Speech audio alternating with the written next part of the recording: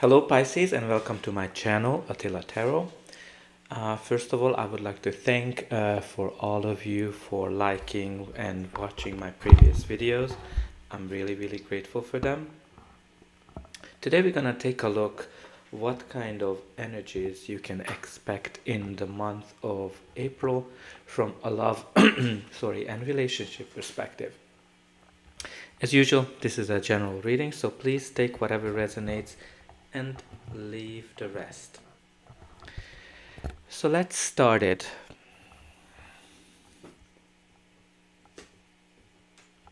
In the center of your reading, you do have the Magician. The Magician is a very good card. It is an indication of power, influence, manifestation. If you are in a relationship, it can be an indication that the relationship is moving to the next level. And if you are single, it can be a message that it is a great time to meet somebody new. But let's see what else we have here.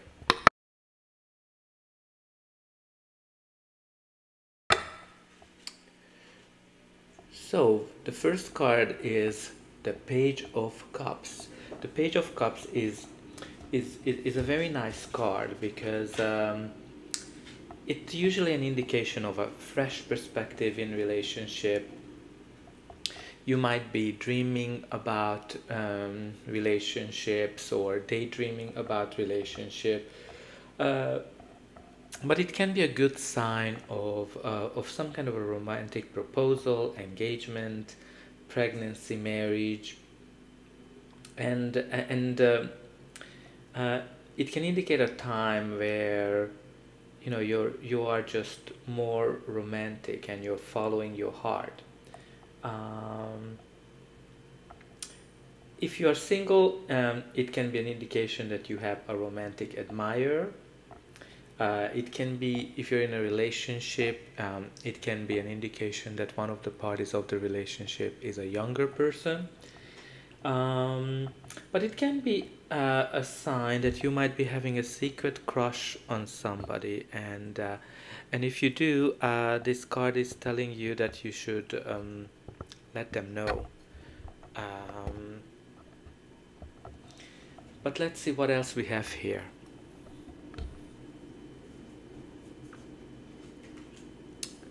We do have the Queen of Pentacles. The Queen of Pentacles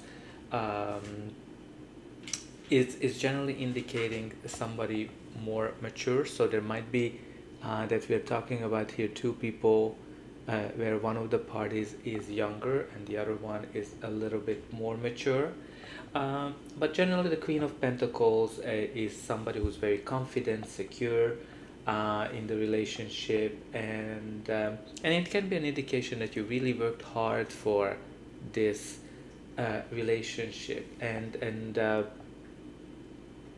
it can indicate a person who's very confident, generous, very practical. If you're single, it can be the card might be telling you that you can be selective. You deserve to be selective because you deserve a solid relationship. And then we do have here the Two of Swords. Now the Two of Swords, generally a card that can indicate something that you don't see, something you don't want to see. It can be an indication that you're not able to decide between things. Now this can be that you can have two admirers and you're not able to decide.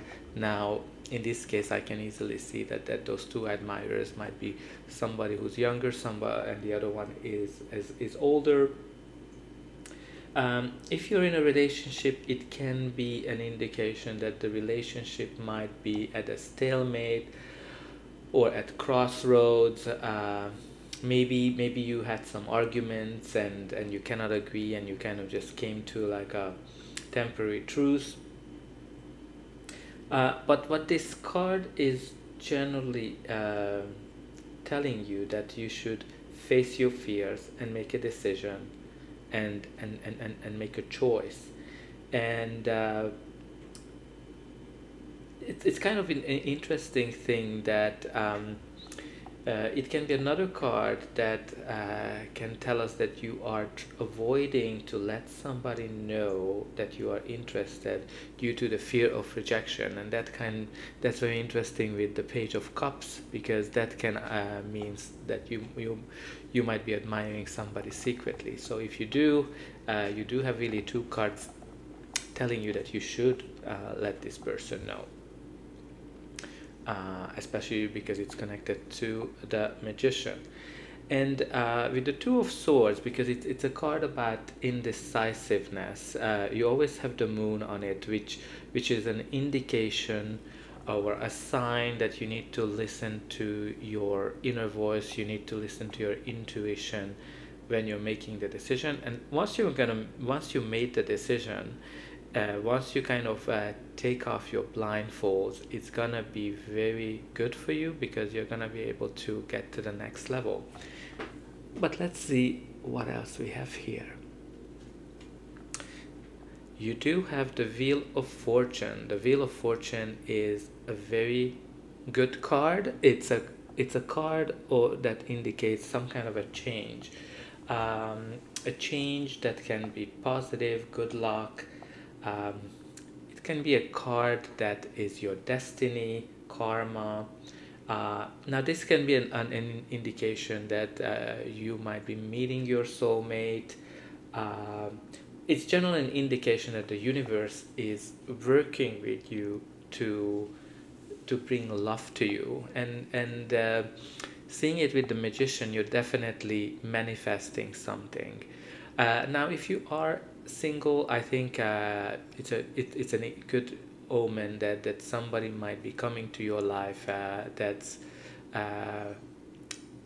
is meant to be. If you are in a relationship, now this can mean a couple of things. It can be another indication that the relationship is going to the next level, and you are you're at the next stage of this relationship. You're making things deeper. So that can be very much the theme with the Magician and the Wheel of Fortune and the Page of Cups, of being a love offer. But I think with the change, sometimes you need to kind of watch a little bit, because even though the change might be positive, but it really depends whatever your situation is. So let's say you are in a relationship and you are trying to shake things up because you're at the stalemate, because you do have this stalemate. Now sometimes that the way the universe might be working with you, that to bring love to you, that this old stalemate relationship might be broken, and then you're going to be free to meet somebody else. So when it comes to this Wheel of Fortune, and it's positive change, but sometimes the way you go through the change, it might not be an easy. And then you do have the Moon card. So the Moon card is generally another indication of our intuition, our anxieties, our fears. And it's very interesting that you do have here two cards that are showing the Moon right beside each other. So whatever, if you're in the indecisive situation,